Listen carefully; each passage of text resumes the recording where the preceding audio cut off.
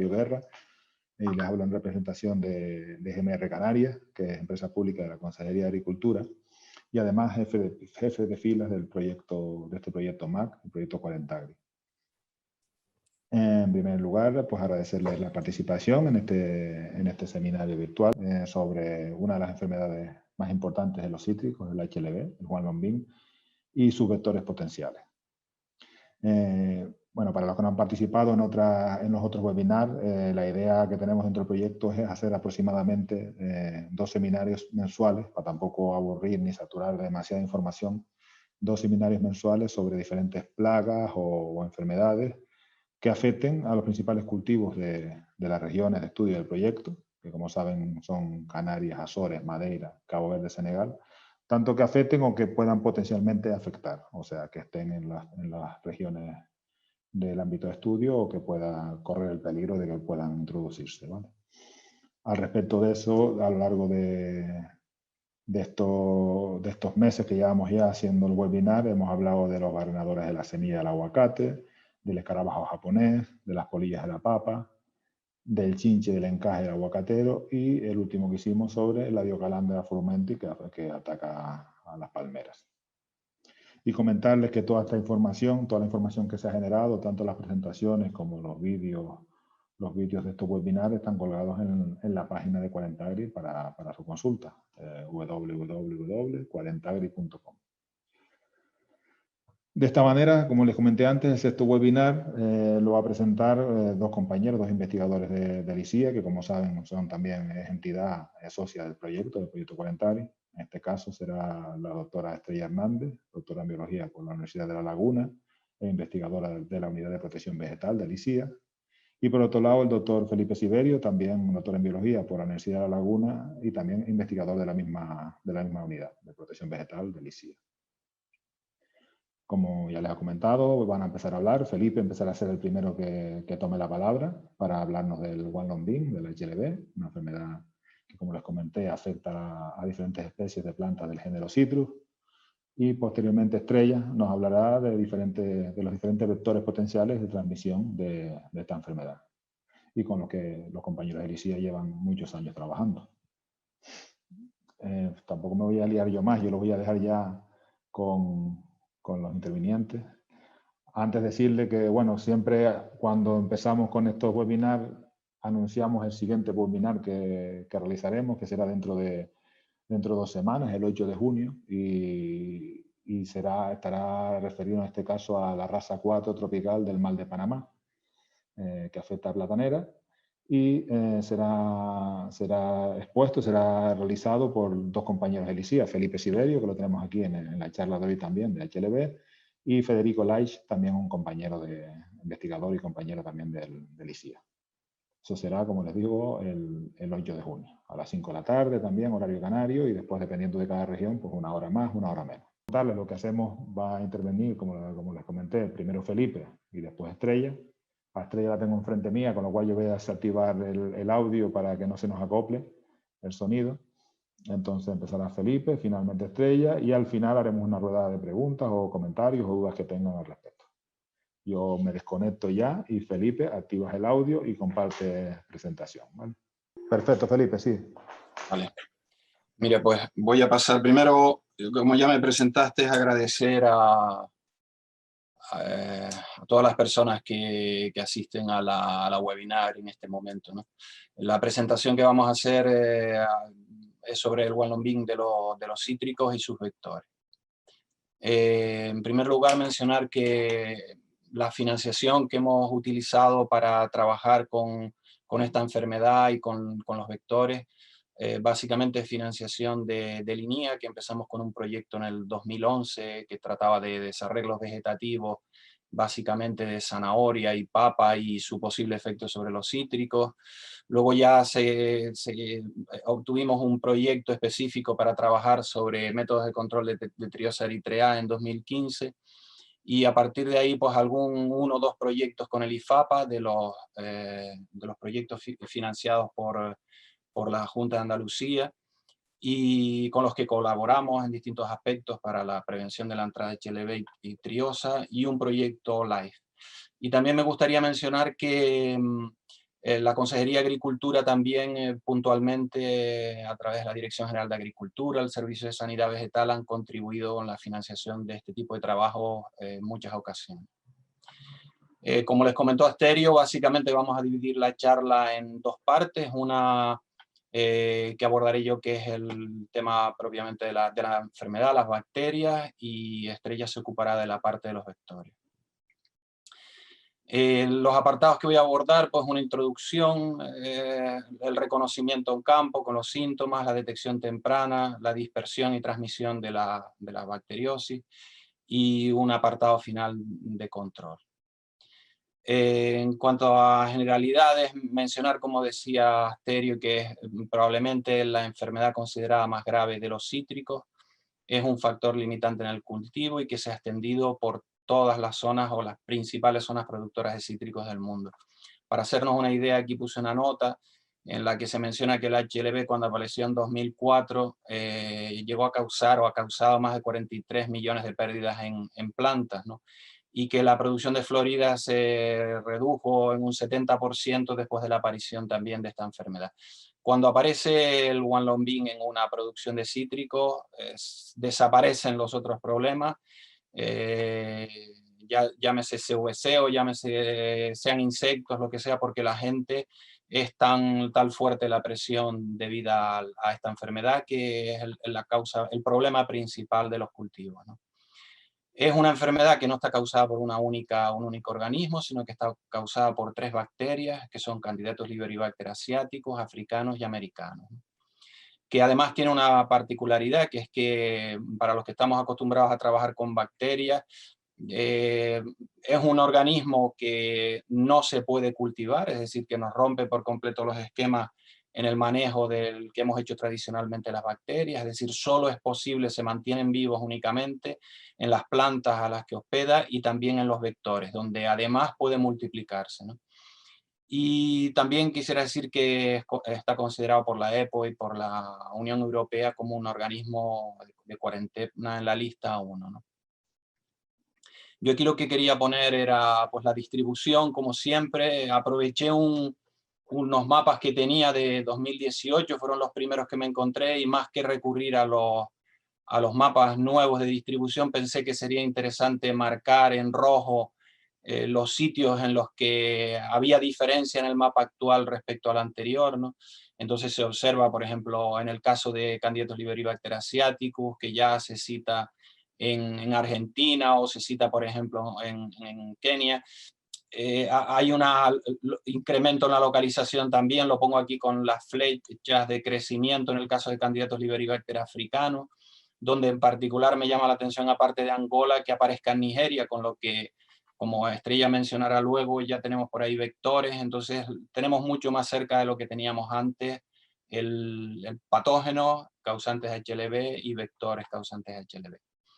Con esta diapositiva, un listado grande de plantas hospedadoras de estos distintos. Aquí arriba tenemos Diaforina triosa, que luego lo mencionará Estrella, pero también Candidatus liberibacter africanos, americanos y asiáticos en las dos columnas. Y son especies todas ellas rutáceas, de cítricos, y básicamente lo quiero mencionar, más que por detallar diferentes especies, mencionar que esta enfermedad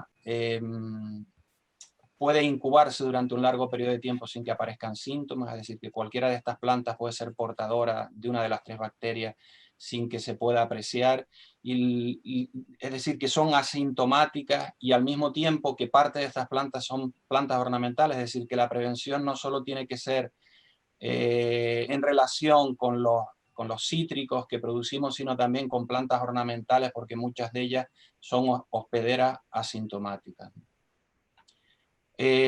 Aquí quería, aparte de nombrar que principalmente los vectores de Candidatus liberibacter asiaticus y americanos es Diaforina citri, el vector natural y además el que básicamente está contribuyendo a dispersar la enfermedad, aunque si se cruzan son capaces a su vez de movilizar uno o el otro indistintamente la bacteria. Y también el Candidatus liberibacter africanus, que es transmitido básicamente por Triosa eritreae. Respecto a esto es importante 2 aspectos, ¿no? Uno, que Diaforina citri siempre se considera Diaforina citri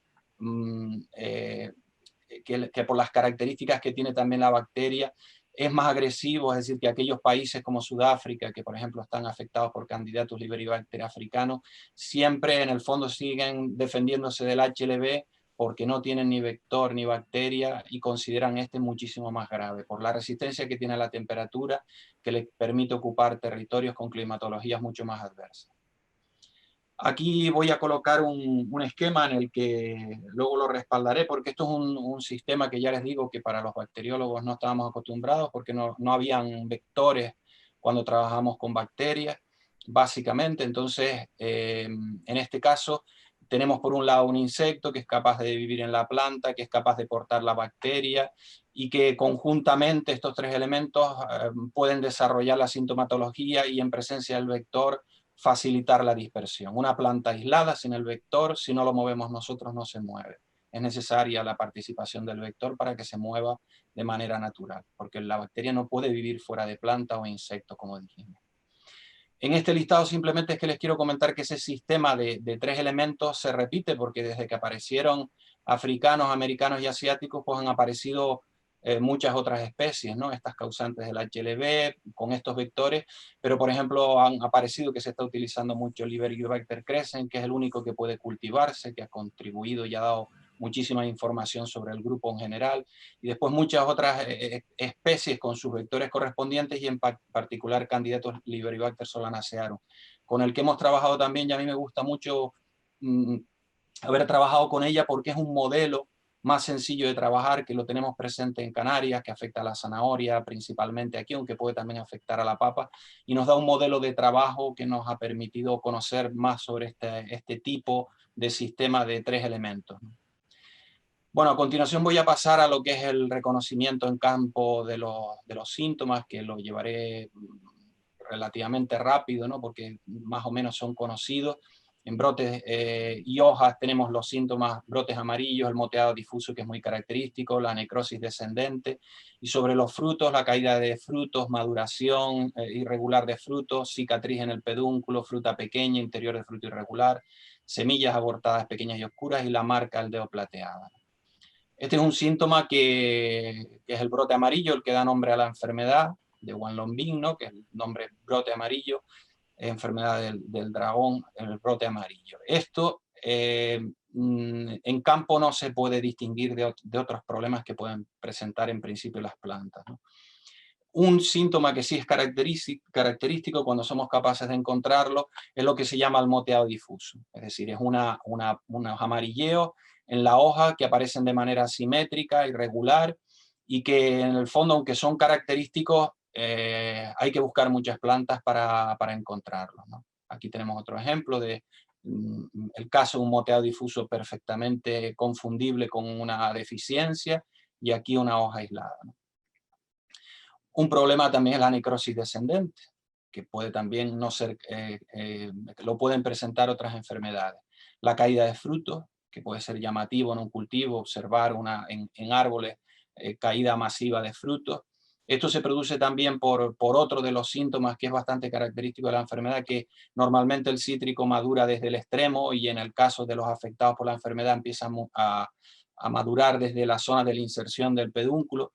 Y esto además es lo que determina luego con el tiempo el desprendimiento del fruto, y además genera otra de las características que ayudan a distinguir la enfermedad, que es la aparición de estas franjas naranjas, que pueden ser perfectamente material utilizable para el análisis posteriormente, ¿no? Y esta coloración naranja también en el ombligo del fruto.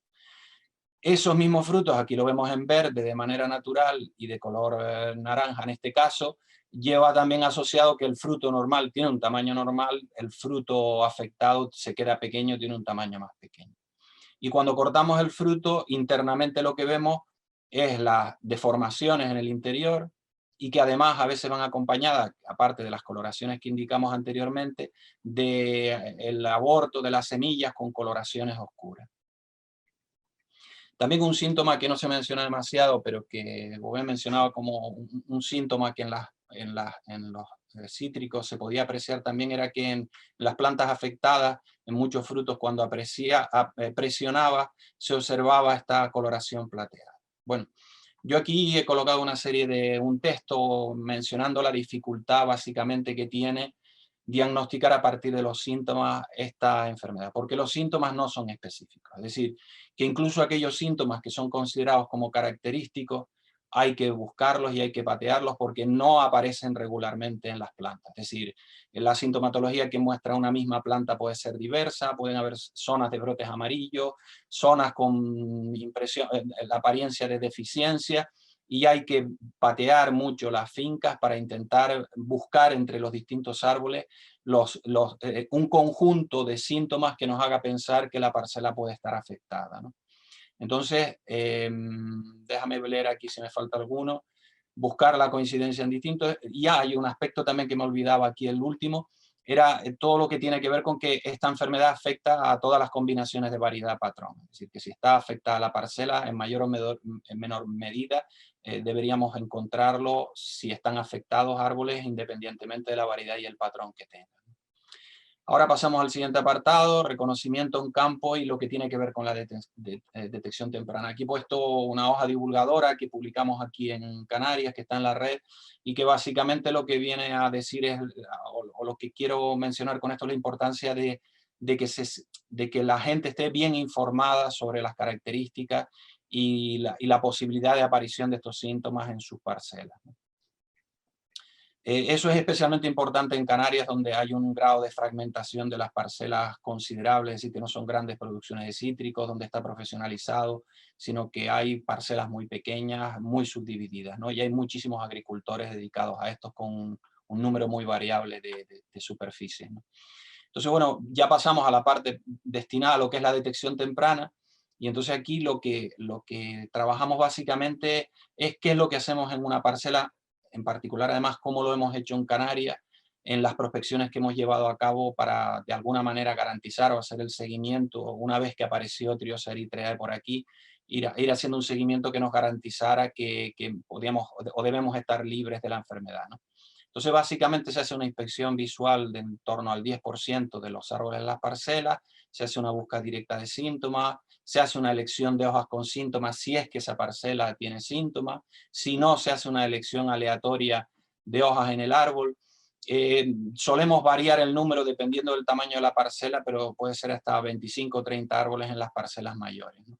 Y recogemos dos tipos de materiales. En principio recogíamos básicamente hojas que se utilizaban para hacer las extracciones de los análisis directos, pero posteriormente empezamos a utilizar, incluso se hacían analíticas con PCR en PCR convencional, y luego empezamos a hacerlo mediante impresiones, que en realidad lo único que al visitar cada uno de estos 25 árboles son un punto dentro de este papel de filtro que utilizamos de grano grueso, y cada uno de estos puntos son las 10 impresiones que se recogen en el perímetro del árbol, en el caso de que sea una elección aleatoria, o de las hojas sintomáticas en el caso de que encontremos alguna planta con síntomas, ¿no? Como les comenté antes, voy a no extenderme más para que no me falte tiempo, pero básicamente la elección de las plantas es clave, porque lo que lleva al laboratorio después es lo que nos va a permitir hacer las analíticas correctamente. Si las hojas están seleccionadas correctamente, tendremos la posibilidad de detectarlo en el caso que está. Si no están seleccionadas correctamente, no vamos a poder hacerlo. Entonces, además, como sabemos ya que el árbol además tiene una distribución irregular de la bacteria, es decir, además incluso varía según la estacionalidad, porque en función de del manejo que tenga el árbol, del poda, puede variar la localización. Entonces, es importante también recordar que se detectan con más facilidad en hojas sintomáticas que en hojas asintomáticas, donde hasta hace poco se pensaba que prácticamente no era posible detectarlo, ¿no? Entonces es difícil seleccionarlo. Yo aquí he puesto dos plantas y cualquiera adivina cuál de las dos es la positiva, ¿no? La de abajo, la positiva, la de arriba es una planta seleccionada aquí que dio negativo, pero en la que les planteo el problema también para la selección de las hojas, ¿no? Sí quiero mencionar que es mucho más sencillo trabajar en sitios como donde está profesionalizado, muy profesionalizado el sector, porque prácticamente visitas parcelas completas y no encuentras ningún síntoma de ningún tipo de amarilleo, las plantas se desarrollan regularmente, pero en un sitio como Canarias, con tan poca tecnificación en el sector y tantos agricultores implicados, cuando sales a campo encuentras plantas con todo tipo de síntomas, ¿no? Hasta a veces con insectos atacando en el envés, son perfectamente confundibles con el blotchy bottle, con las coloraciones características de HLB, ¿no? Entonces, además de esto, luego lo mencionará los sistemas de muestreo de insectos estrella, pero también recogemos insectos, se pueden recoger insectos para hacer analítica, y lo hemos hecho también regularmente en la medida que los hemos encontrado en las parcelas que se visitaban. Y también quería mencionar que este procedimiento que teníamos de recogida de insectos, que manteníamos en soluciones en etanol al 96 o al 70%, hemos visto en un trabajo que tenemos pendiente de publicar, espero que en muy poco tiempo, ¿no? Que este sistema puede permitir la contaminación de los insectos entre ellos en el caso de que fueran positivos, especialmente cuando se está trabajando y se quieren obtener porcentajes de ejemplares positivos, ¿no? Como les comenté antes, básicamente, entonces, en el caso de las impresiones, se toman las 10 hojas, se marcan en el mismo sitio en cada uno de los puntos, se introducen en el interior del tubo el fragmento correspondiente, se añade en 100 microlitros de agua destilada de calidad molecular y prácticamente con una agitación ya tenemos el material preparado para hacer la PCR. En el caso de los insectos, los colocamos también sobre un fragmento, en este caso, puede ser el mismo papel de filtro, puede ser un papel de nitrocelulosa, se realiza el escachado con el tubo, en ese fragmento escachado se introduce dentro de un tubo Eppendorf y del mismo modo se procesa que anteriormente para hacer la PCR directamente sin necesidad de extracción. Este procedimiento simplifica, quita un paso en los análisis, es muy interesante. Aquí lo que les paso es cómo está descrito por la EPO el protocolo de detección, que incluye 3 fases, tanto lo que es para insectos aquí como para el caso de material vegetal, ¿no? Esto se va a modificar en breve, pero que en principio tendrá la misma base y es el que está de momento en vigor, ¿no? Entonces, el sistema se basa en que como son 3 bacterias las que hay que detectar, habría que hacer 3 PCR para cada una de ellas, y se simplifica el proceso si tienes un test universal que te permite por lo menos hacer un screening inicial para eliminar la mayor parte de los negativos, y luego solo en el caso de que sale positivo empiezas en una segunda fase a hacer analíticas con cada uno de los marcadores específicos para asiáticos, africanos o americanos, ¿no?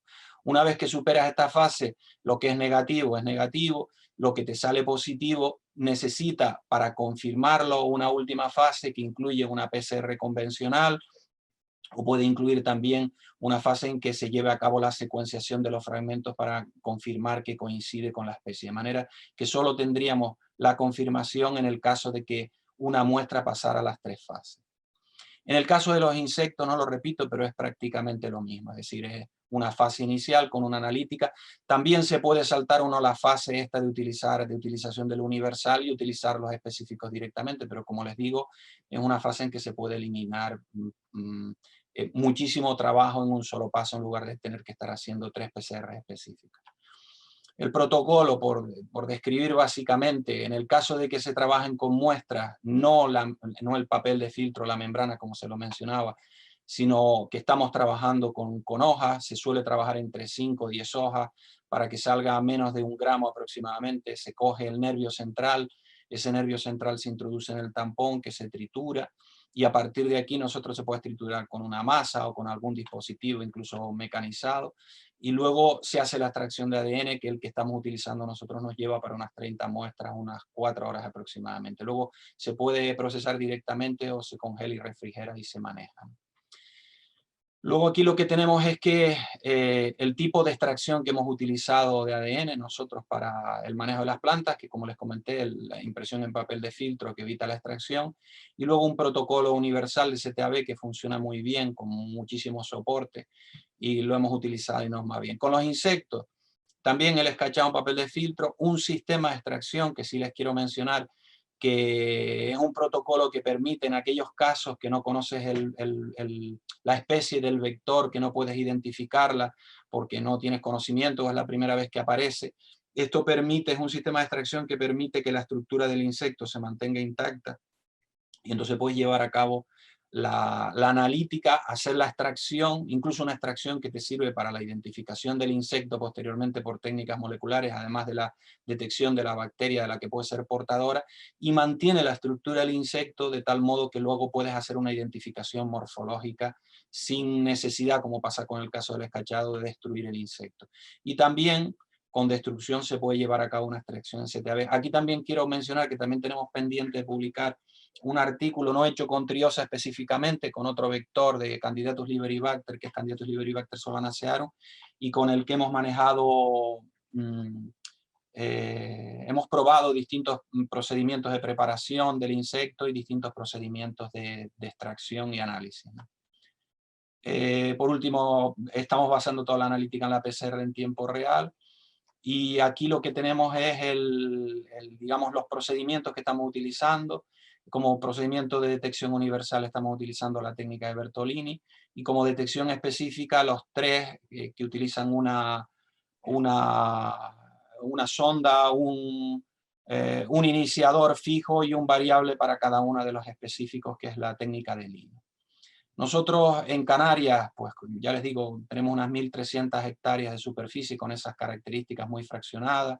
Hemos hecho desde el año 2009 una prospección regular, que aquí en el mapa no tengo, sino más o menos son unos puntos que se visitan entre 60 a 80 localizaciones por año, y lo hemos hecho regularmente hasta el año, tenemos datos hasta 2017, y de esos datos pues básicamente luego se inició con analíticas acompañando el proceso de incorporación de Tamaricia, y ahora hemos vuelto otra vez a recoger regularmente muestras para el análisis y mantener ese control sistemático de alguna manera de seguimiento de parcelas de cítricos, ¿no?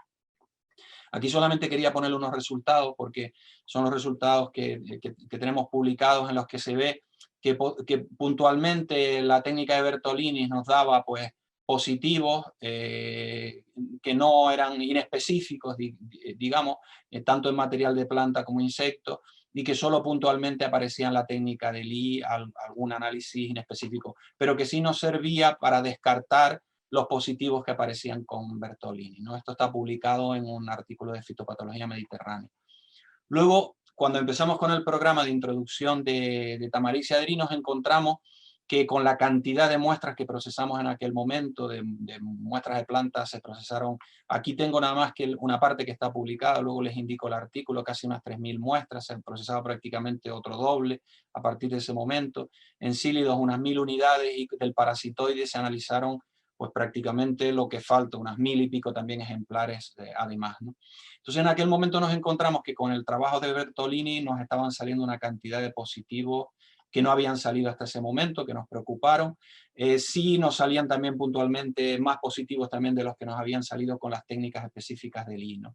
Se hizo un trabajo aquí con la gente del Instituto Valenciano de Investigaciones Agrarias. Tenemos María Quintana, es una chica que está haciendo el doctorado con nosotros. Y ahora les comento porque se hizo una analítica general en principio para llevar a cabo qué es lo que estaba causando esas amplificaciones inespecíficas. Aquí está el trabajo en el que entre los dos iniciadores que se estaban trabajando de Bertolini, toda la problemática que estaba surgiendo, se diseñaron unos iniciadores que permitieron poder secuenciar la zona para descartar que eso podía ser alguno de las bacterias que causaban el HLB. Aquí tenemos, pues, por ejemplo, las especies que salieron identificadas de todos aquellos, digamos, falsos positivos que nos dieron, ¿no? Eso está todo publicado en este artículo de la Agronomy desde el año pasado. Sí, también sí les quiero comentar, antes de pasar a lo siguiente, que a raíz de esto, pues claro, empezamos a trabajar con opciones para tratar de buscar alternativas de un procedimiento por la ventaja que tiene un sistema de detección universal. Entonces se trabajó con las secuencias de esta chica María Quintana, con la colaboración de la gente de la participación de la gente de Valencia.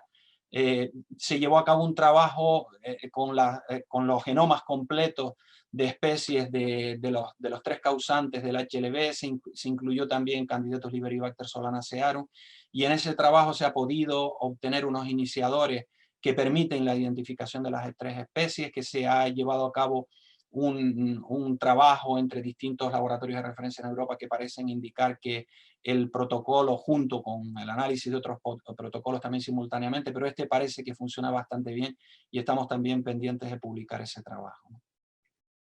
Bueno, dejado toda aquella parte, hablo rápidamente de lo que es dispersión y transmisión, que básicamente esto se puede mover, las bacterias se pueden mover sin la intervención del insecto si la movemos nosotros, es decir, si movemos planta o movemos injertos de unas zonas a otras. Dentro de con la participación del insecto, con el vuelo es capaz de mover dentro de las fincas y con su capacidad de vuelo, que no es poca, desplazarse, Estrella lo comentará luego, en territorios amplios, y también el papel de las ninfas que tienen en el machaqueo, digamos, continuo de la planta que está afectada, especialmente en el caso de diaforina, que mientras que triosa se mantiene prácticamente durante la ninfa, durante todo su desarrollo en la misma localización, en el caso de la diaforina se mueve y ese movimiento en el que va haciendo alimentaciones sucesivas va inyectando la bacteria y contribuye a la dispersión en el propio árbol. Entonces la dispersión, por eso, como les comento, puede ser por el insecto de una planta enferma, una sana, puede ser también a través del injerto, que puede servir tanto para afectar al brote, digamos, a la parte injertada como al patrón. Y luego también un procedimiento que se utiliza artificialmente para la transmisión es el uso de cuscuta, ¿no? La planta parásita que colocada entre dos plantas puede movilizar la bacteria de un lado a otro. Dentro del insecto, ¿cómo se mueve? Pues es muy nocivo, digamos, porque es capaz de multiplicarse dentro del insecto, como comentábamos, la madre es capaz de pasarlo al huevo, el huevo es capaz de permitir que en todas las fases de desarrollo, no pasa como con Xylella fastidiosa, por ejemplo, que Xylella fastidiosa en cada una de las fases pierde la bacteria. En el caso de los Candidatus liberibacter, son transferidos en cada una de las fases ninfales y puede llegar a la fase adulta. E incluso se puede transmitir durante la copulación de los insectos. Y sí les quería mencionar aquí un detalle, que es la importancia que tiene en el desarrollo de la enfermedad, que la planta se vea afectada, se vea, digamos, que el insecto se alimente en plantas en fases iniciales de desarrollo, porque prácticamente es probable que la planta no lo complete, mientras que cuando el insecto ataca plantas grandes, tienen que pasar muchos años para que la planta se venga abajo, y medidas de control son más efectivas que en este caso, que prácticamente si la planta es infectada en fases iniciales, no llegará a ser productiva probablemente. Por último, solamente mencionar cuestiones relacionadas con el control. No voy a entrar en cuestiones que no creo que sean de interés para nosotros, porque la mayor parte de los productos fitosanitarios no están autorizados, no tenemos grandes superficies para aplicar esos criterios de que es necesaria grandes superficies para el seguimiento, tanto el modelo de destrucción inmediata de todo lo que aparezca, como que es el que ha utilizado básicamente en Brasil, como el que utilizan en Estados Unidos, de más bien mantenimiento inicial y luego intentar con tratamientos controlados. Cualquiera de esas fórmulas en Canarias, en nuestros territorios, creo que nos servirían por nuestras características. Entonces creo que lo importante es prevenir, básicamente, de momento que no la tenemos, de manera que hablo de divulgar, básicamente, cuestiones para poder hacer una detección temprana. Nos hemos dado cuenta, hemos intentado con la gente del IFAPA de que llevaran a cabo charlas en Canarias sobre la mejora del cultivo. Cualquier mejora que se haga en el cultivo va a mejorar el fondo ese de mal estado fitosanitario que tienen muchas veces las plantaciones. En la medida que las plantaciones estén en mejor estado, es más fácil detectar una anomalía, las anomalías o los síntomas que causa el HLB, ¿no?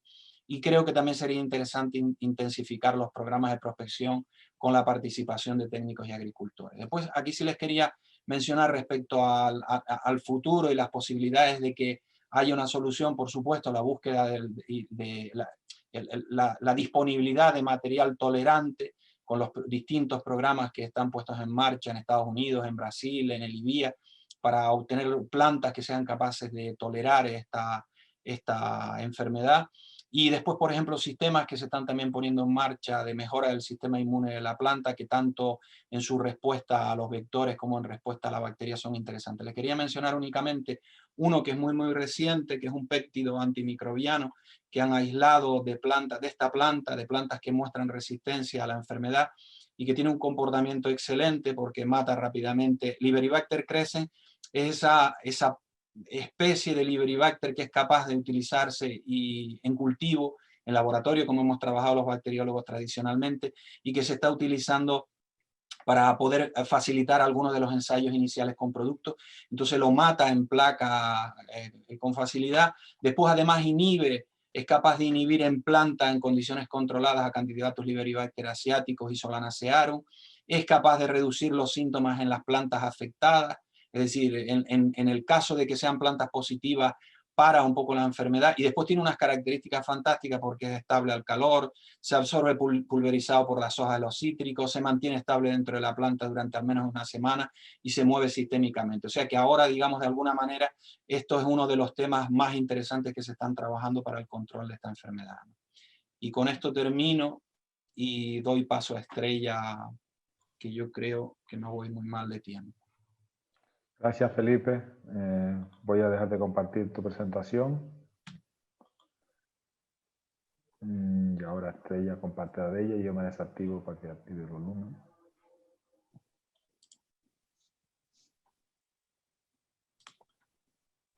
Hola, buenas tardes a todos. Desde aquí, desde Madeira. A ver. ¿Me escucháis bien? A ver. Sí, sí se te oye. ¿Se me escucha y se ve ya la presentación? Sí, creo que es eso. Vale, pues sigo por donde lo dejó Felipe y voy a seguir más o menos el mismo esquema que ha seguido él y empezamos por repasar los vectores del HLV. Los cílidos vectores se encuadran dentro de la superfamilia de los siloideos, que pues es una superfamilia de hemípteros que están dentro del suborden de los esternorrincos. Y como decía Felipe, esta es una familia relativamente amplia, con alrededor de 3.500 especies, y muchas de ellas, o algunas de ellas, están reportadas por ser vectores, es decir, en asociación con bacterias fitopatógenas. En esta diapositiva yo lo que hago es un resumen de lo que ya mencionó Felipe y de los 3 especies de Candidatus liberibacter asociados al HLV, a la enfermedad, pues ponemos en negrita aquellos que son los vectores principales, que no los únicos. Por ejemplo, en el caso de Candidatus liberibacter asiaticus, Diaphorina citri o la Scilla asiática, de los cítricos es el vector principal, pero hay trabajos que citan otras especies como Cacopsila citrisuga en China o Diaphorina communis en la India, también con esta bacteria, si bien son trabajos más de laboratorio y no tanto de que estos vectores estén moviendo la bacteria en campo. Lo mismo pasa con Candidatus liberibacter africano, que el vector es Triosa eritrea o la Scilla africana de los cítricos, y en el caso de Candidatus liberibacter americanos, pues vuelve a ser Diaphorina citri el vector principal.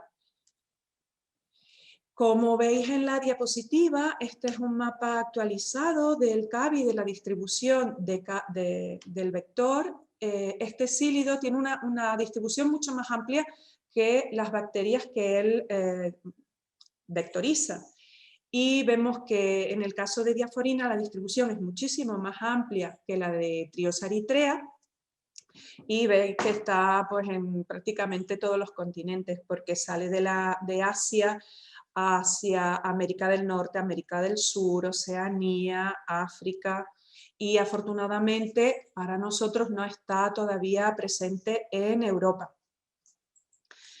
Como veis ahora en esta diapositiva, Triosa eritrea, originaria de África, está prácticamente extendida en el continente, pero no tanto fuera de él. Sí que aparece en territorios concretos, tanto de Asia como de Europa. En este caso, Triosa eritrea llega a Europa en el 94, precisamente a Madeira, donde estamos, y desde Madeira a las Islas Canarias en el 2002. En Canarias hace toda una dispersión desde la isla de Tenerife, donde fue por primera vez reportada, hacia las otras islas aledañas, hasta, pues ya está presente en todas las islas excepto Fuerteventura. En el 2010 llega a Gran Canaria y hace 2 años llegó hasta Lanzarote.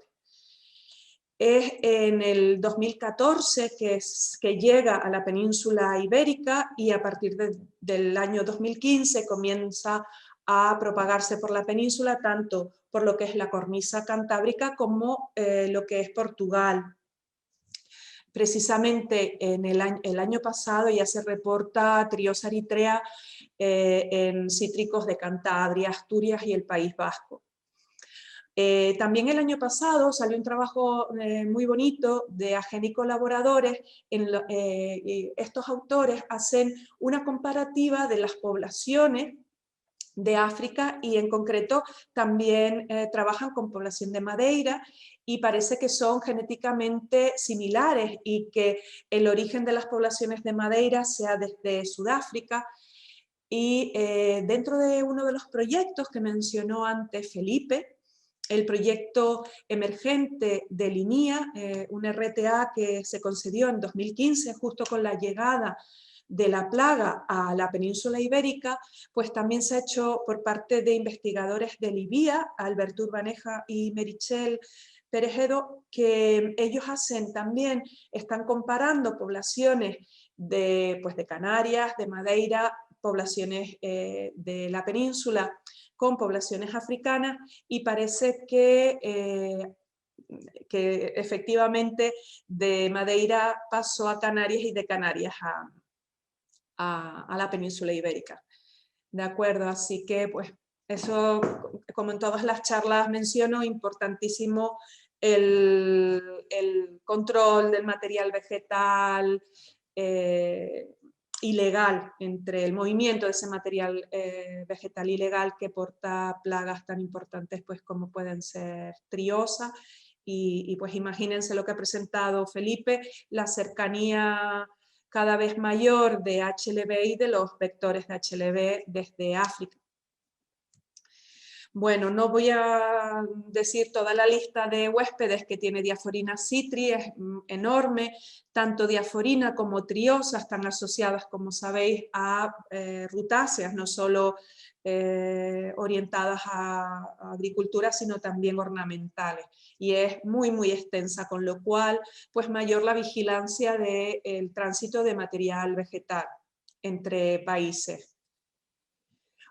Un resumen de las principales características biológicas. Diaphorina citri tiene un desarrollo más tropical, su desarrollo óptimo está por encima de 25 grados centígrados, tiene un potencial biótico enorme, al igual que pasa con Triosa, puestas de 800 huevos de media por hembra, y hasta en las zonas en las que el rango de temperaturas está cercano al óptimo, pues se pueden dar hasta 14 generaciones anuales y se solapan, con lo cual, pues imagínense la presión tan grande a la que se puede ver sometido un cultivo de cítricos.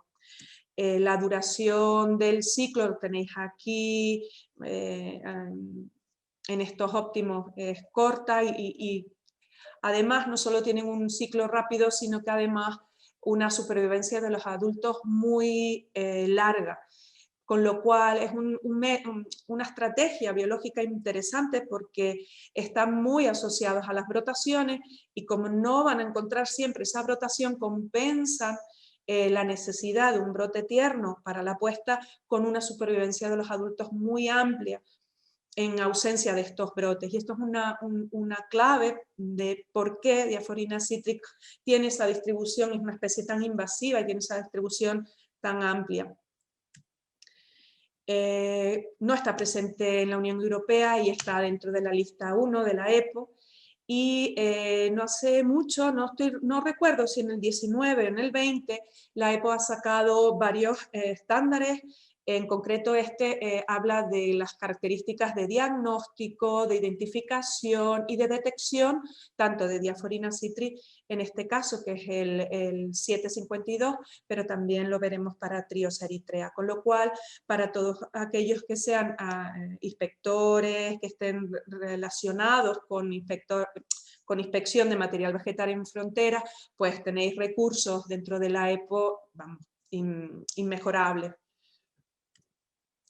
Triosa eritrea tiene un óptimo un poco más bajo, de hecho está adaptado a condiciones frescas y húmedas y es muy sensible, especialmente huevos y primeros estadios ninfales, a altas temperaturas combinadas con baja humedad. Como veíamos para Diaphorina, un potencial reproductor enorme, se reportan incluso hasta 2000 huevos por hembra, puestas enormes. Y datos de biología pues son bastante antiguos y muy variables en función de la fuente y cómo se hicieron esos ensayos. En general vemos lo mismo que con Diaphorina, un ciclo corto que se compensa con una supervivencia además muy amplia de los adultos. Como os decía, en este caso, puesto que están determinados territorios de la Unión Europea, la tenemos en la lista 2 de la EPO y, como os decía, en el estándar 757 podéis encontrar todo lo necesario para una guía completísima para la detección e identificación de esta especie. Pasamos al reconocimiento de ambas especies en campos y afortunadamente es relativamente sencillo, debido a los síntomas que producen en las plantas.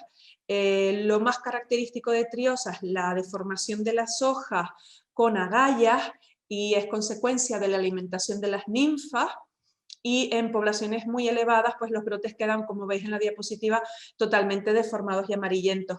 Sin embargo, no se va a producir defoliación. Como os decía, veis aquí estas agallas que permanecen completamente abiertas a lo largo de todo el ciclo de la triosa, corresponde pues a la alimentación de cada ninfa y se van a ver tanto por el haz como por el envés.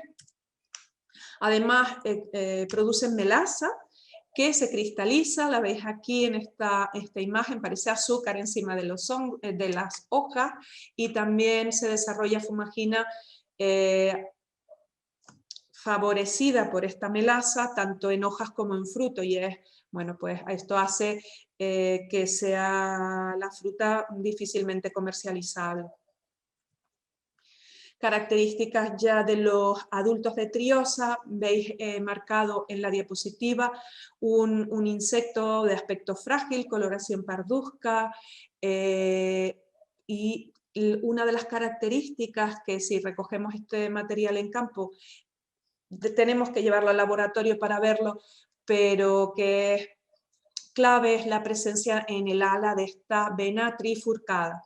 Lo tenéis aquí dentro del círculo azul. El apareamiento, la cópula, se realiza muchas veces al día durante varios días y es de forma lateral. Ambos adultos se colocan en la misma orientación.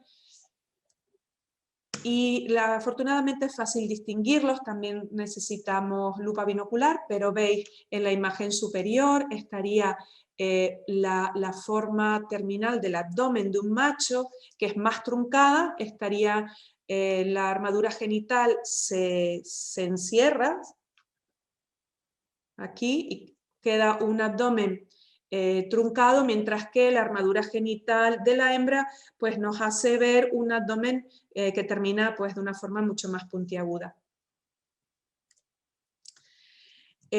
Una característica como os decía, de Triosa es que se realiza la puesta solo en las nuevas brotaciones.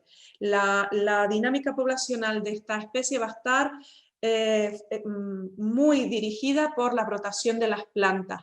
De hecho, se requieren, como pongo en la imagen superior, brotes de una determinada longitud para la puesta, porque todo el desarrollo va a necesitar de que el tejido vegetal esté tierno. Y por lo tanto, estos son los brotes que aportan el que se pueda completar todo el ciclo de Triosa en las mejores condiciones. Como veis también, los huevos de triosa son pues con esta forma puntiaguda, pedunculados. Se colocan en un principio en los márgenes, pero luego cuando las poblaciones son muy elevadas, pues veis cómo está este brote completamente lleno de huevos, tanto en el haz como en el envés. Aquí algunos datos de la preoviposición y oviposición, pero vamos a pasar un poco más rápido. Aquí tenéis todos los estadios por los que pasa las ninfas de triosa. Son 5 estadios ninfales, como veis van cambiando en coloración, de amarillo más pálido a amarillo casi verde oliva. Una característica que la diferencia de Diaforina es que fijaos cómo está rodeada de estos filamentos, esta banda de filamentos séreos transparentes a lo largo de todo el cuerpo. Aquí vemos en color rojo los ojitos y vemos que en el caso de la N5 de triosa además tienen unos puntos oscuros en el abdomen, que tampoco va a tener Diaforina citric, que nos permite diferenciarlas perfectamente. Ellas van a ser móviles a lo largo de todo el ciclo y de hecho se mueven muchísimo por las plantas buscando las zonas protegidas, precisamente porque la temperatura y la humedad, temperatura alta y la humedad baja, pues les son bastante perjudiciales. Aquí empezamos con los síntomas que produce Diaforina citric. Una cosa característica de los adultos de esta especie es la posición que adquieren cuando se alimentan, con ese ángulo con respecto a la superficie del vegetal. También distorsionan la hoja en la que se colocan las colonias, pero no hacen agallas como en el caso de triosa, sino que lo que hacen es algo más parecido a lo que harían los pulgones, es decir, es como que rotan, enrollan los brotes jóvenes. En este caso sí que hay caída de estos brotes, ¿de acuerdo? Que no veíamos en triosa. Aquí tanto las ninfas como los adultos excretan abundantes cantidades de melasa, pero en este caso lo que adquieren es esta forma tan característica como de filamento enrollado. El adulto es muy diferente a triosa, nos permite distinguirlo bien, e incluso de visu, porque la coloración es parduzca, las alas están incluso tienen manchas y son opacas. Ya en laboratorio veríamos que en el caso de esta especie el ala es bifurcada, veis aquí, tiene doble bifurcación y doble bifurcación, no es como la de triosa. Incluso veríamos, pues, por ejemplo, otra cosa característica en los adultos de Diaforina citric es la coloración de las antenas, con estas puntas, con los últimos artejos de las antenas oscuros. Pertenece se ha cambiado ahora recientemente de familia y lo han incorporado a la familia Libidae de Sílido. Colocan como triosa fundamentalmente en la parte apical de los brotes los huevos. También veis que los huevos son muy parecidos, con esta forma almendrada y con el ápice más puntiagudo. Y como veis también como triosa, pues consta de 5 estadios ninfales. Vemos aquí lo que os decía en cuanto a esos filamentos serios del margen. En el caso de Diaforina citric van a estar únicamente circunscritos a lo que es el abdomen. ¿Veis aquí debajo? También en este caso son muy patentes los rudimentos alares y pues como triosa son muy móviles en la planta y en este caso no van a estar nunca protegidos por agallas, van a estar moviéndose en los brotes continuamente. Aquí os pongo 2 plagas con las que quizás, si no tenéis tanta práctica, podéis confundir triosa o diaforina, pero vemos que es el caso de los pulgones en cítricos, que el enrollamiento realmente es bastante diferente y bueno, pues que vamos a tener la presencia de sifones en el caso de los pulgones, la ala es completamente distinta. Y la otra podría ser el minador de los cítricos, que también produce enrollamiento, de las brotaciones, pero en este caso pues veríamos las larvas de este lepidóptero haciendo galerías en las hojas. Pasamos a la detección temprana y pues de todos los métodos, tanto inespecíficos como dirigidos, que se pueden usar en cítricos y a los que los citricultores están acostumbrados, pues afortunadamente no vamos a necesitar nada específico, no hay feromona desarrollada para el caso de triosa ni de diaforina, y la EPO ha sacado también un estándar de las prácticas de control oficial, pues un poco lo que consideran más adecuado para la detección y el seguimiento de ambas especies. En el caso de las dos, tanto de triosa como de diaforina, como los síntomas que vamos a ver en los brotes son permanentes en los dos casos, pues lo que se recomienda en un primer momento, especialmente si el cítrico está en momento de brotación, sería el muestreo visual de esos brotes, puesto que en ambos casos vamos a tener esa deformación de la brotación, y en los casos en los que las plantas no estén en periodo de brotación, pues lo que se recomienda sería el golpeo en ramas para detectar a adultos que estén refugiados en el follaje. También para realizar la dinámica poblacional tendríamos trampas amarillas, trampas adhesivas amarillas. Otros métodos que se usan para otras plagas de cítricos, como pueden ser mangueos en la copa o los métodos de succión con insectazuca, pues no se consideran interesantes para estas especies.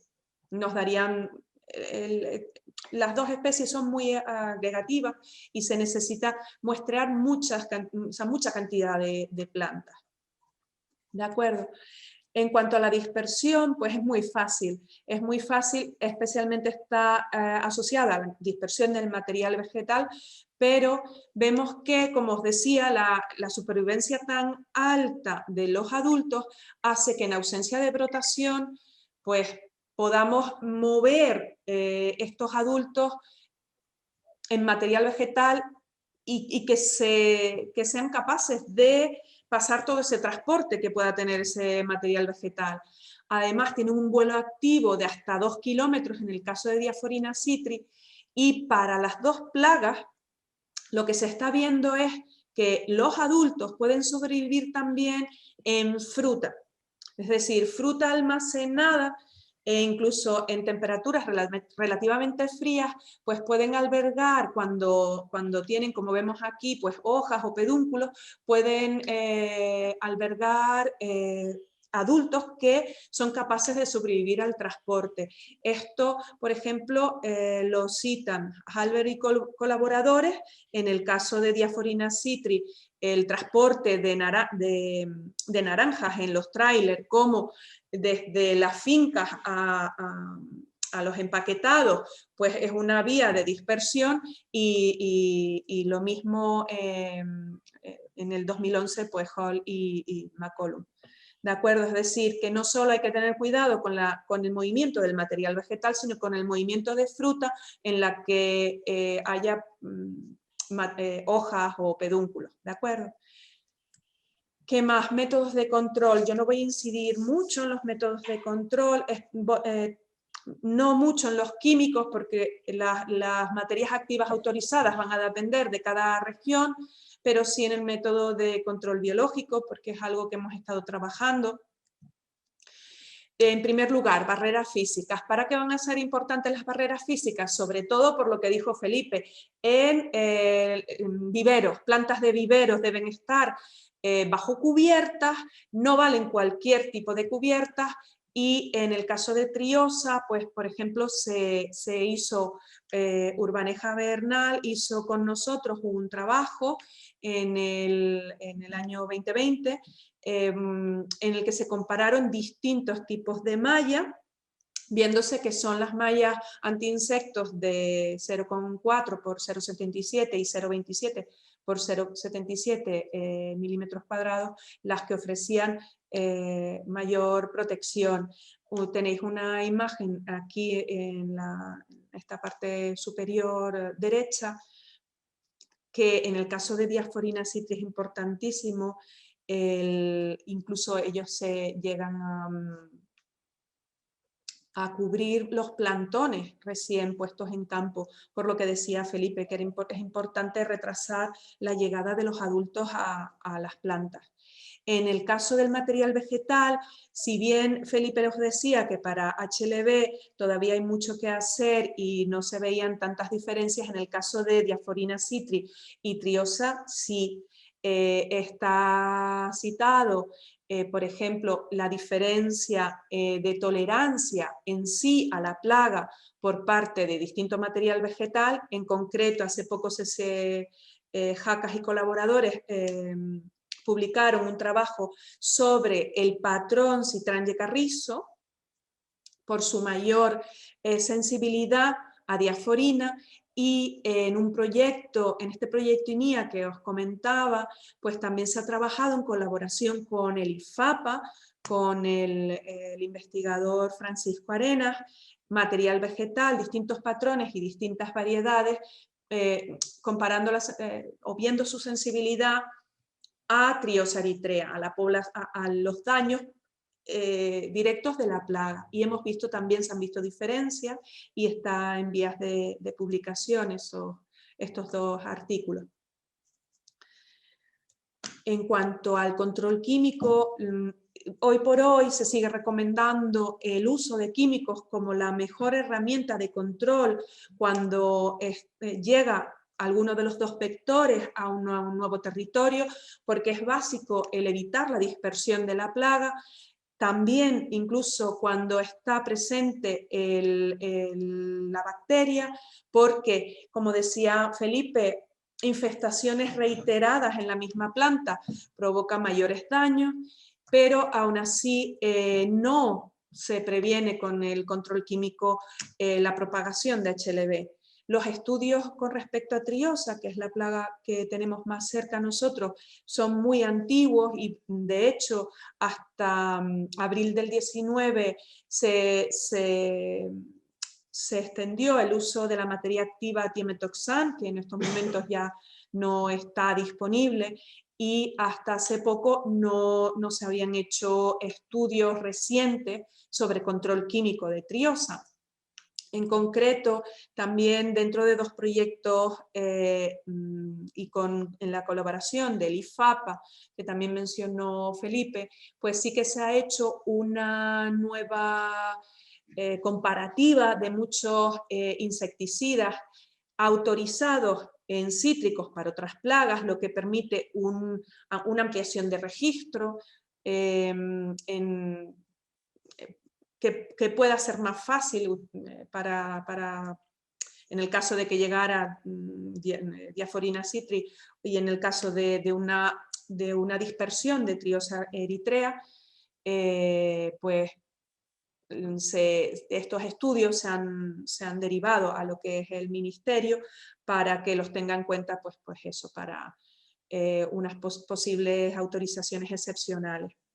Se han trabajado tanto, veis, distintos grupos químicos, porque lo que se ha buscado es la posibilidad, además, de hacer una rotación de materias activas que permita el evitar la generación en estas poblaciones de resistencia. Y como veis, tenéis aquí un poco un resumen de los resultados, también están pendientes de publicar.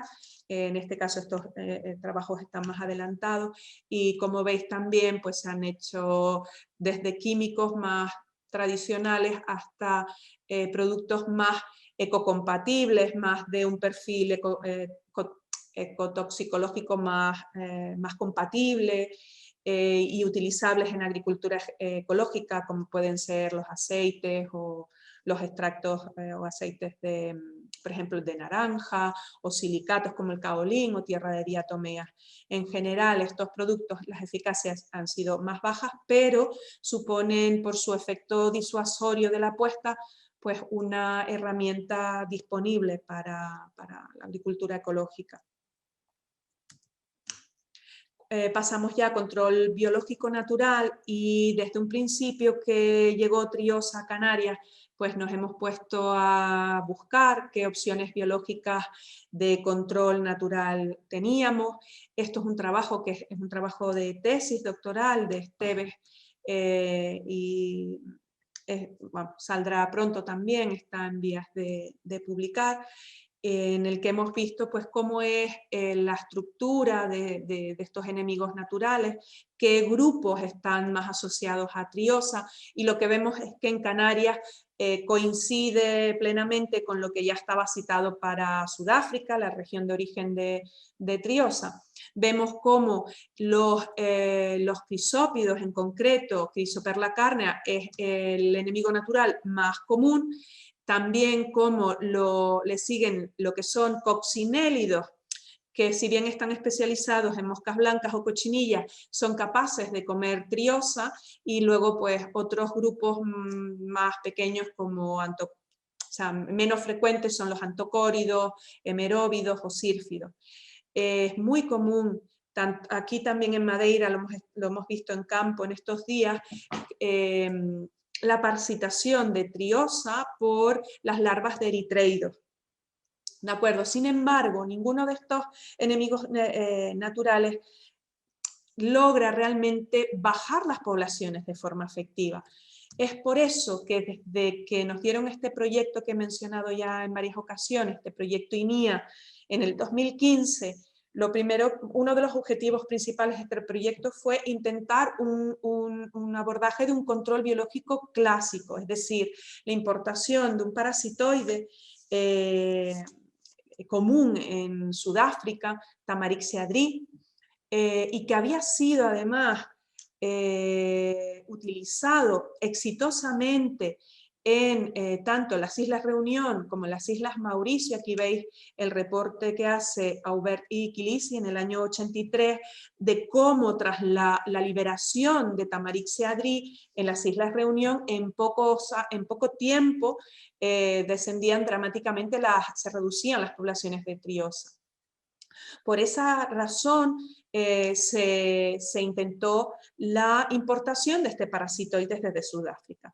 Lo primero que hicimos fue el solicitar esa autorización para la introducción a las autoridades competentes, y Libia, investigadores de Libia, en colaboración con otro proyecto europeo, el proyecto Tropic Safe, hicieron un viaje de recolección a Sudáfrica que fue hospedado por Pretoria, la Universidad de Pretoria, y en el que se consiguió recolectar Tamarixia adri en ambientes, además en varios ambientes naturales.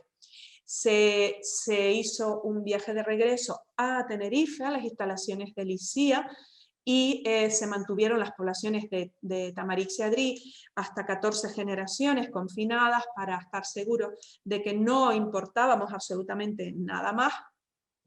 Y se aprovechó para hacer un estudio de host range en laboratorio, en el que se testó la posibilidad de que Tamarixia adri pudiera parasitar otras especies de cílidos que tenemos en Canarias o en la península ibérica. En Canarias contamos con varias especies que son endémicas, con lo cual teníamos que tener muchísimo cuidado con la importación de Tamarixia adri.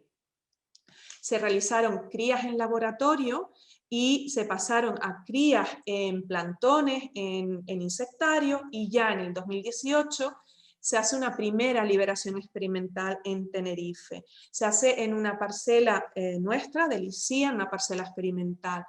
¿Y con qué nos encontramos? Bueno, aquí os presento a Tamarixia adri. Es un eulófido, veréis que pues, una coloración negro brillante, pero no es metalizado como otros eulófidos. Es característica, veis en la base del abdomen, se aprecia, tiene una mancha más clara, amarilla. Tamarixia adri es un ectoparásito, él va a buscar, las hembras van a palpar las ninfas de triosa, van a levantarla ligeramente con las patas traseras, y ¿qué van a hacer? Van a colocar el huevo debajo de la ninfa, entre el segundo y tercer par de patas suelen colocar, lo veis aquí, un huevo. Parasita desde el estadio tercero hasta el estadio quinto de triosa. Al principio, ¿ves? Este es el huevo de Tamarixia adri. Aquí ya vemos las ninfas, esto sería ya una prepupa de Tamarixia adri. Vemos que todo el desarrollo de Tamarixia va a ser debajo de lo que sería ya una exuvia de Triosa, y solo al final vamos a ver cómo el parasitoide excreta un meconio que sale a través de ese exoesqueleto, que ya es una lámina de Triosa, y solo lo vamos a ver el parasitismo al final del ciclo de Tamarixia adri. Veis que sella, se hace una casita debajo de la ninfa de Triosa, sella ese exoesqueleto de Triosa y hace ese agujerito para emerger al final del desarrollo. Los adultos son de vida libre, hacen host feeding, es decir, que se alimentan del huésped, y sobre todo se alimentan de las melasas de Triosa. ¿De acuerdo? Bueno, pues, ¿qué nos encontramos en campo? Pues nos encontramos con que Tamarixia adri se había dispersado por sí misma, pues en poco menos de un año, a las islas vecinas incluso, y fijaos que aquí os presento los datos de las poblaciones de Triosa de 2019 y 2020, es decir, un año después, 2 años después, y ya os comento que actualmente la dinámica es incluso mejor, es decir, no se encuentra Triosa. En lo que tenéis en la tabla son parcelas muestreadas con presencia de Triosa. Es decir, que de 81 parcelas muestreadas en el 2019, solo 9 presentaban Triosa eritrea. ¿De acuerdo? Y vemos ya en el 2020 como solo una parcela pudimos encontrar Triosa, y incluso menos este año. Es decir, de toda Canarias se ha vuelto a muestrear casi las 200 parcelas y hemos encontrado Triosa, me parece que en 1 o 2 parcelas de toda Canarias. Es decir, que el éxito en Canarias del control biológico por este parasitoide ha sido extraordinario. Y la dispersión, todos estos resultados son de una única liberación en Tenerife. La dispersión es a kilómetros. ¿Qué ha pasado en otras zonas? Pues está en prensa, pero sale pronto. Tena y colaboradores de investigador de Libia, justamente quien hizo la recolección en Sudáfrica, pues llevamos con Alejandro Tena a finales, en otoño del 19, un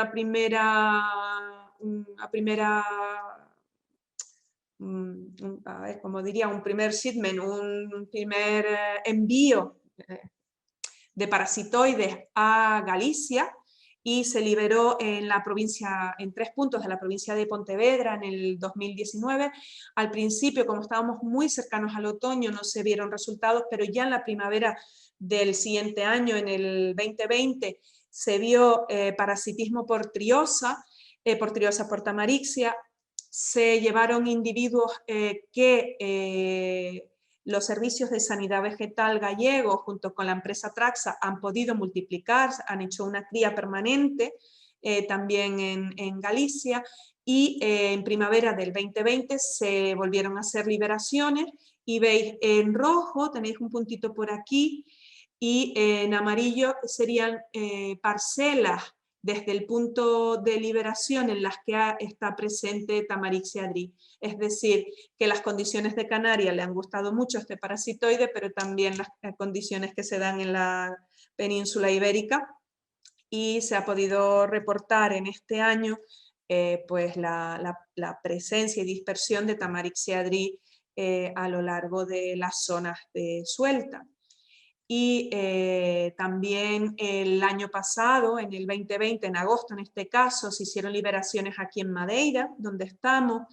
Se trajeron 500 adultos y se liberaron en distintas zonas intentando abarcar la isla, porque pensábamos que la orografía de Madeira podría ser un impedimento para la dispersión de Tamarixia, y en estos días estamos aquí precisamente muestreando esos mismos puntos donde se liberó Tamarix y Adri, y pues vemos esto, vemos brotes que en las brotaciones anteriores, veis aquí cómo estaban completamente afectados por triosa, las poblaciones eran tan grandes como nos pasaba a nosotros antes de la liberación, y veis cómo vienen las nuevas brotaciones completamente libres de triosa. Ha sido muy difícil encontrar triosa, y lo que nos hemos encontrado en las zonas de suelta es precisamente ninfas parasitadas por Tamarix y Adri, incluso alejadas a varios kilómetros de las zonas de suelta, con lo cual la dispersión en Madeira pues, ha sido un éxito también.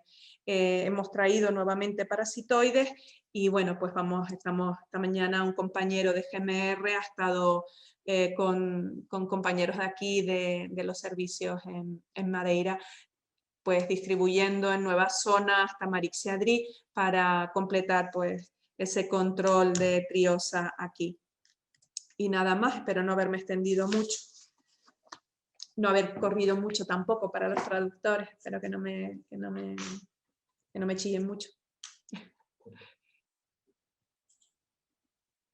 Bueno, os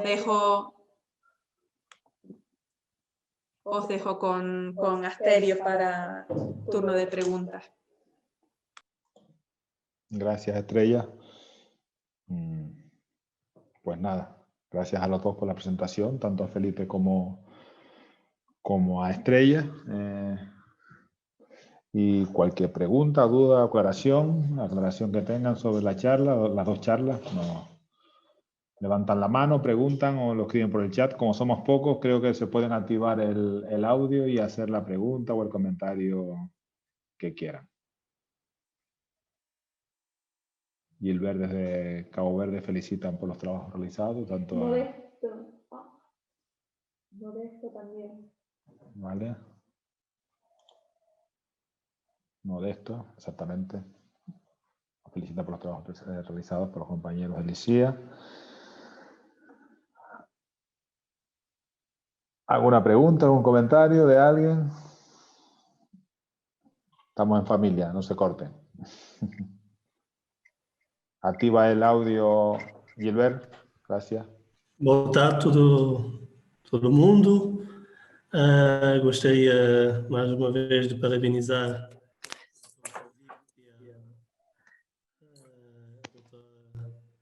a Estrella. Quería felicitar a los doctores Felipe y Estrella, muy queridos, y no es la primera vez que hemos podido hablar. En el 2018 ya pudimos participar en una conferencia sobre esta enfermedad y sobre estas plagas, y vimos de cerca el trabajo que están desarrollando en el ICIA, y que es un trabajo muy interesante, el control de la plaga y de la enfermedad. Y tengo una pregunta para Felipe y una para Estrella.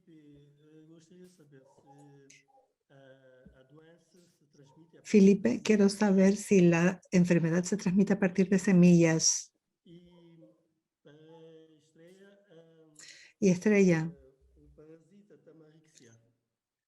¿el parásito Tamarixa parasita solamente al triosa o es parásito de todas las especies de psilas?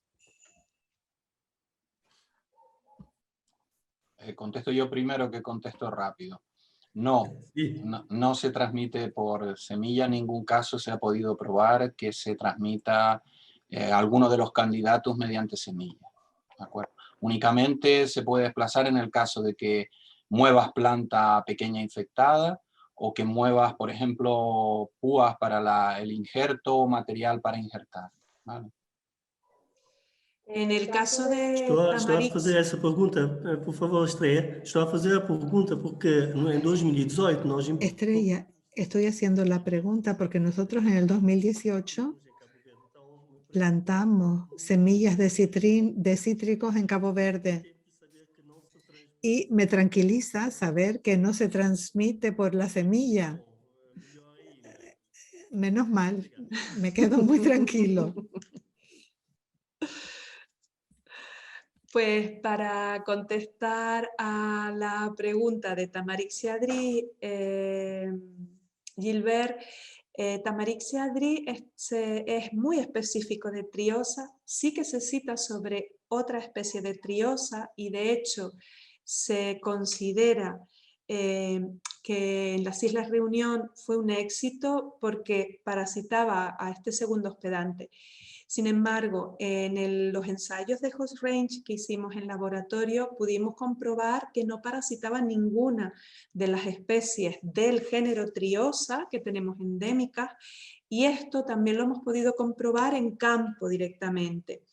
El año pasado se hizo un trabajo por la doctoranda Saskia Bastin, en el que nos ayudó la empresa, como siempre, GMR, en concreto Alfonso, que lo veo por ahí conectado, a recolectar estos mismos sílidos que habíamos utilizado en el host range, pues los recolectamos en campo y pues, hemos podido comprobar que en ningún caso, después de estos 2 años de establecimiento de Tamarixia adri en Canarias, se ha desplazado a parasitar otras especies de triosa. En nuestro caso, bueno, muy específico, lo cual pues, nos da tranquilidad de haberlo introducido aquí en Madeira, que también tienen especies interesantes de sílidos endémicos, y haberlo trasladado a la península.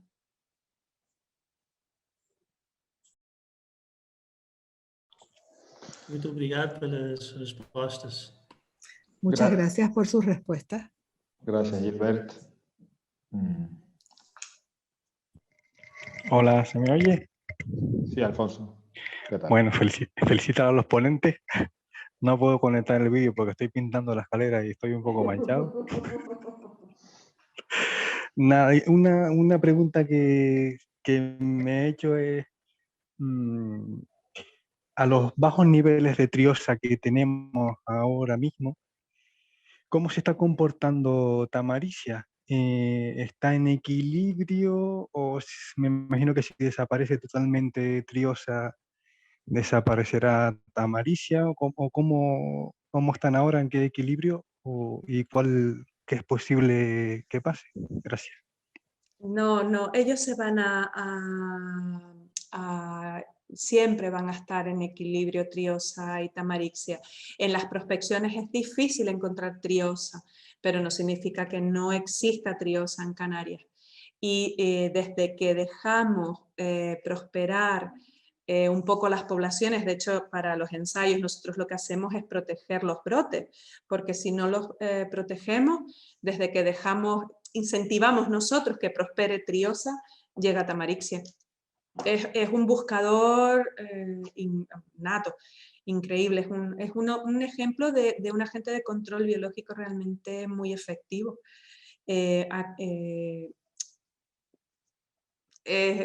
Vamos, yo misma me sorprendo de, por ejemplo, como hemos visto aquí en estos días, de las liberaciones de agosto del año pasado. Ya encontramos adultos a varios kilómetros, a 3 kilómetros por lo menos, de los puntos de suelta. Va a estar siempre en equilibrio. No va a desaparecer Triosa en ninguna de las zonas donde se ha liberado Tamarixia adri, pero sí que las poblaciones van a estar siempre o van a permanecer por debajo del umbral de daños, que es de lo que se trata. No sé si me he explicado, van a estar siempre en equilibrio, Alfonso. Y es importante el trabajo que hemos hecho, en el que nos has ayudado y que está haciendo Saskia, porque precisamente por eso podría ser un riesgo hacia otras especies de sílidos que tú no ves tus fuerzas en el laboratorio cuando haces los ensayos. Sin embargo, a pesar de que la incidencia de triosa es mínima, tú lo sabes bien, se han buscado estos sílidos en zonas aledañas a zonas de cítricos que antes había presión de triosa y que había Tamarixia, y no se ha visto ningún tipo de afección de esas otras especies, es decir, no se ha visto que Tamarixia ante la poca cantidad de huésped se haya pasado a parasitar a esas otras especies. Son muy específicos. De hecho, prácticamente que lo que hemos visto y que Felipe también lo puede comentar, es prácticamente que cada especie de sílido tiene su especie de Tamarixia asociada. Estamos trabajando en el artículo, o sea, en la publicación de esos datos también.